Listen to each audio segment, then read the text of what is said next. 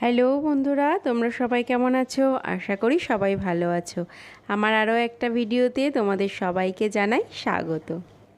সকালের ব্রেকফাস্টে যদি খুব সামান্য তেলে একটা স্পাইসি খাবার পাওয়া যায় তাহলে কিন্তু ব্রেকফাস্টটা জমে যায়, কি তাই তো? আজকে তোমাদেরকে সেরকমই একটা খাবার তৈরি করে দেখাবো। প্রথমে ঝিঙেগুলোর পুরো খোসা ছাড়িয়ে সেগুলোকে ছোট ছোট টুকরো করে নিয়েছি আর একটু লঙ্কা কেটে নিয়েছি। সবজি বলতে আর এখানে কিছুই লাগবে না।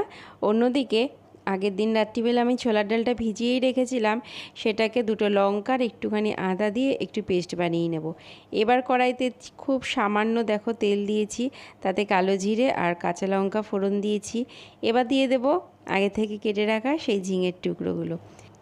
লবণ হলুদ দিয়ে ঝিঙেগুলোকে ভালো করে ভাজবো যতক্ষণ না ঝিঙে থেকে জল বেরোচ্ছে।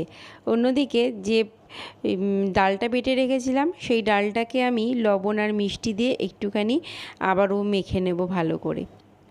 আমি যেভাবে রেসিপিটা দেখাচ্ছি যদি হুবহু তোমরা এইভাবে করতে পারো, সত্যি বলছি দুর্দান্ত লাগবে খেতে, জানো না। এটা সকাল কেন, এটা দুপুরের আইটেমেও বেশ ভালো লাগবে। দেখো আমার ঝিঙে থেকে জল বেরিয়ে গেছে। এবার এর ওপরে আগে থেকে যে বাটা ডালটা ছিল সেখান থেকে ছোট ছোট বড়ার আকারে এর ওপরে দিয়ে দেব, ঝিঙেগুলোর ওপরে দিয়ে গ্যাসের আঁচটা কিন্তু একদম লো রাখবো। দিয়ে ঢাকা চাপা দিয়ে দেব বেশ কিছুক্ষণ, মানে 5 থেকে 7 মিনিট মতন।